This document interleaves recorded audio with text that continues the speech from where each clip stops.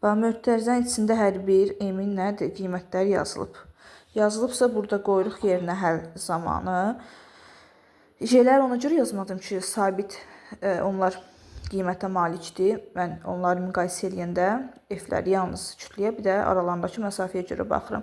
1 ilə 2 arasında görürəm məsafə neçədir? 2 damadı kvadratı, 4R kvadrat yazmışam.